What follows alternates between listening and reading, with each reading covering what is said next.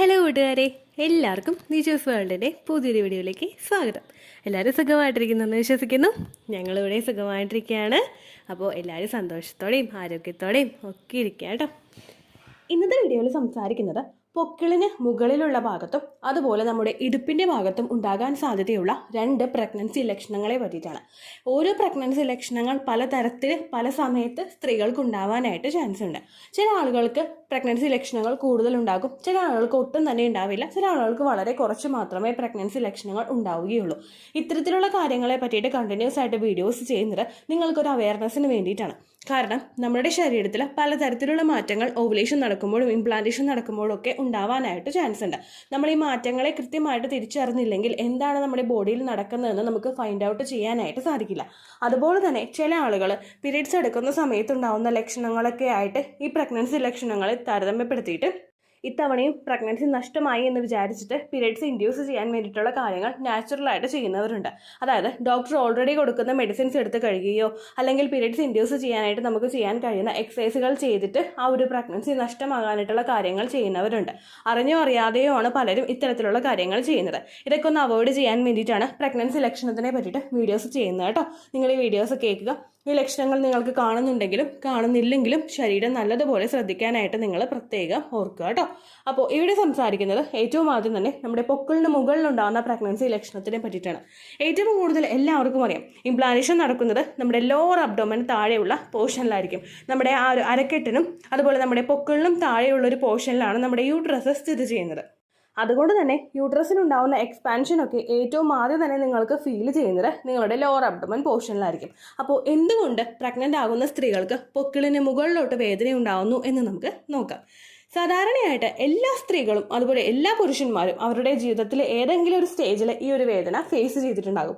ഇത് പലർക്കും ഉണ്ടാവുന്നത് അവർ കഴിക്കുന്ന ഭക്ഷണം ദഹിക്കാതെ വരുമ്പോഴേക്കും, ഹെവി ആയിട്ട് ഭക്ഷണം കഴിക്കുമ്പോഴേക്കും, അല്ലെങ്കിൽ ഭക്ഷണം കഴിച്ചതിന് ശേഷം നമ്മളിപ്പോൾ ട്രാവൽ ചെയ്യേണ്ടി വരിക, അല്ലെങ്കിൽ ഭക്ഷണം കഴിച്ചതിന് ശേഷം നമ്മൾ ഫിസിക്കലി ഭയങ്കരമായിട്ട് ആക്റ്റീവായിട്ട് എന്തെങ്കിലും ജോലികളൊക്കെ ചെയ്യുക. ഇതെല്ലാം ചെയ്ത് കഴിയുമ്പോൾ പലരും ഫേസ് ചെയ്യുന്നൊരു കാര്യമാണ് വയറ് നീര് വീണ പോലുള്ള ഒരു അസ്വസ്ഥത ഉണ്ടാവുക. ചില ആളുകൾക്ക് ആ ഒരു ദിവസം മാത്രമായിരിക്കും ആ ഒരു വേദന നീണ്ടു നിൽക്കുന്നത്. എന്നാൽ മറ്റു ചില ആളുകൾക്ക് കണ്ടിന്യൂസ് ആയിട്ട് ഒരു 4-5 ദിവസം വരെ ഈ ഒരു വേദന റെക്കറൻ്റ് ആയിട്ട് ഉണ്ടാവാറുണ്ട്. ഈ ഒരു വേദനയുടെ ഒരു വ്യാപ്തി എന്ന് പറയുന്നത് കുറച്ച് നേരത്തേക്ക് നമുക്ക് ഹെവി ആയിട്ടൊരു വേദന വരിക, പിന്നെ അത് പോവുക. കുറേ നേരം കഴിഞ്ഞിട്ട് ഒരു അരമണിക്കൂറോ അല്ലെങ്കിൽ ഒരു മണിക്കൂറോ കഴിഞ്ഞിട്ട് പിന്നെയും നമുക്ക് അതുപോലൊരു വേദന അനുഭവപ്പെടുക. പൊക്കിളിന് മുകളിലായിട്ട് നമ്മുടെ നേരെ പൊക്കിളിന് മുകളിലും നമ്മുടെ ബ്രസ്റ്റിൻ്റെ ആ ഒരു താഴെയുമായിട്ടുള്ള ഒരു പോർഷനിലായിരിക്കും നിങ്ങൾക്ക് ഈ വേദന അനുഭവപ്പെടുന്നത്. വയറിലിങ്ങനെ നമുക്ക് നല്ലതുപോലൊരു വേദന ഉണ്ടാവില്ലേ, അതുപോലൊരു പ്രഷർ തരുന്ന വേദനയായിരിക്കും നിങ്ങൾക്ക് ഉണ്ടാവുന്നത്. എന്തുകൊണ്ട് ഇങ്ങനെ ഉണ്ടാവുന്നു എന്ന് വെച്ച് കഴിഞ്ഞാൽ നമ്മളിപ്പോൾ ഓവുലേഷൻ നടന്നിട്ടുള്ള സമയങ്ങളിൽ ഭക്ഷണം കഴിക്കുന്ന സമയത്ത് അത് ദഹിക്കാനായിട്ട് ഒരുപാട് ടൈം എടുക്കാറുണ്ട്. കാരണം ഏറ്റവും കൂടുതൽ ശരീരം ഇമ്പോർട്ടൻസ് കൊടുക്കുന്നത് നമ്മുടെ ആ ഒരു റീപ്രൊഡക്റ്റീവ് ഹോർമോൺസിൻ്റെ പ്രവർത്തനങ്ങളെ ആയിരിക്കും. അതുകൊണ്ട് തന്നെ നമുക്ക് അവിടെ ഡൈജഷൻ ഓട്ടോമാറ്റിക്കലി സ്ലോ ഡൗൺ ആകും. അതുപോലെ തന്നെ നമ്മുടെ ശരീരത്തിൽ പ്രൊജസ്ട്രോൺ എന്ന് പറയുന്നൊരു ഹോർമോൺ പ്രഗ്നൻ്റ് ആകുന്ന സമയത്ത് കുറേയും കൂടി ഇൻക്രീസ് ആവാറുണ്ട്. ഓൾമോസ്റ്റ് നമ്മുടെ ലൂട്ടിയൽ ഫേസിൽ പ്രൊജസ്ട്രോൺ ഹോർമോൺ ഉണ്ടെങ്കിൽ കൂടി തന്നെയും പ്രഗ്നൻ്റ് ആകുന്ന സമയത്ത് പ്രൊജസ്ട്രോൺ ഹോർമോണിൻ്റെ അളവ് വളരെയധികം കൂടുതലായിരിക്കും. ഈ ഒരു പ്രവർത്തനം കൂടുന്നതിൻ്റെ ഭാഗമായിട്ട് പ്രൊജസ്ട്രോണും നമ്മുടെ ഡൈജഷൻ സ്ലോ ആക്കാറുണ്ട്. ഡൈജഷൻ സ്ലോ ആയി കഴിഞ്ഞാൽ ഭക്ഷണം ദഹിക്കാതിരിക്കുന്നു. അത് ഇടയ്ക്കിടയ്ക്ക് കെട്ടി നിൽക്കുന്നത് പോലുള്ളൊരു ബുദ്ധിമുട്ട് നമുക്ക് അനുഭവപ്പെടുന്നു. വയറ് ഫുള്ളൊരു പ്രകമ്പനമായിരിക്കും. കാരണം നമുക്ക് തൊടുമ്പോൾ ഭയങ്കര അസ്വസ്ഥത വയറിൽ ഫീൽ ചെയ്യുന്നു. എന്ത് കഴിക്കാനായിട്ട് മനസ്സ് വരാത്തൊരവസ്ഥ, മോഷൻ പോകുമ്പോഴും കൃത്യമായിട്ട് പോകാത്ത ഒരു അവസ്ഥ. മോഷൻ കൃത്യമായിട്ട് പോകാത്തത് നമുക്ക് കോൺസ്റ്റിപ്പേഷൻ ഉണ്ടാകുന്നത് കൊണ്ടാണ്.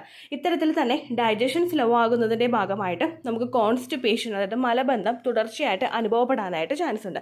ഇതും കൂടി വരുന്നത് നിങ്ങൾക്ക് ഈ ഒരു സിറ്റുവേഷൻ ഭയങ്കരമായിട്ടും വേഴ്സ് ആക്കുന്നതിന് കാരണമാകുന്നു.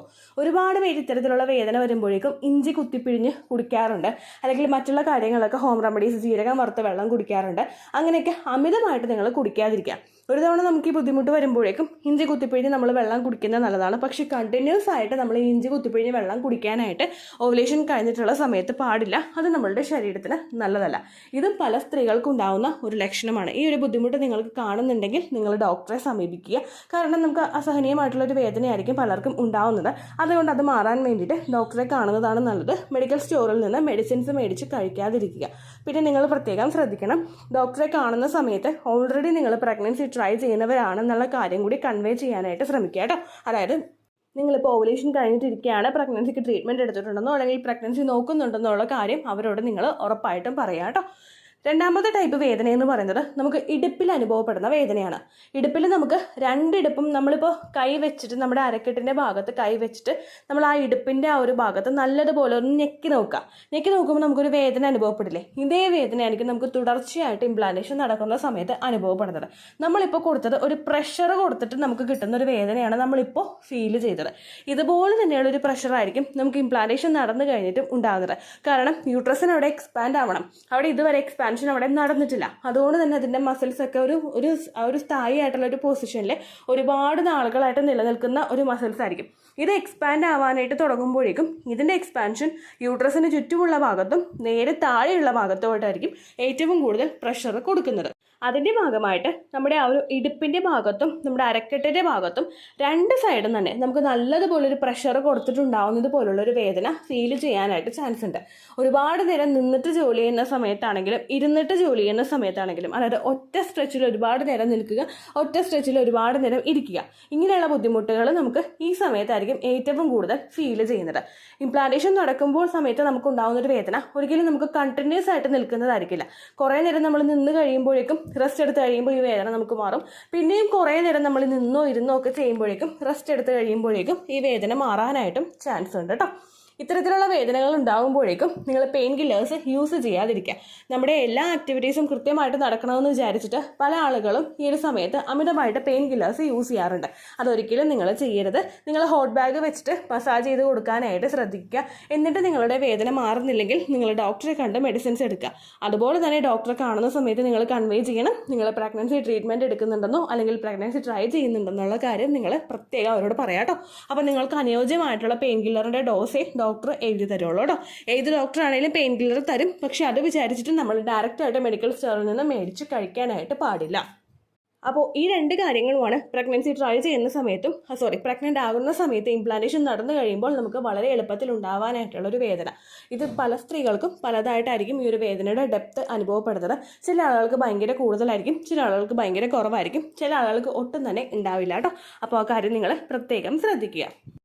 അപ്പോൾ ഇത്രയേ ഉള്ളൂ വീഡിയോ. യൂസ്ഫുൾ ആയി കാണുമെന്ന് വിശ്വസിക്കുന്നു. യൂസ്ഫുൾ ആകുന്നുണ്ടെങ്കിൽ ലൈക്ക് ചെയ്യുക, ഫ്രണ്ട്സിനൊക്കെ ഷെയർ ചെയ്ത് കൊടുക്കുക കേട്ടോ. എന്തെങ്കിലും സംശയം ഉണ്ടെങ്കിൽ കമൻസിൽ ചോദിക്കുക.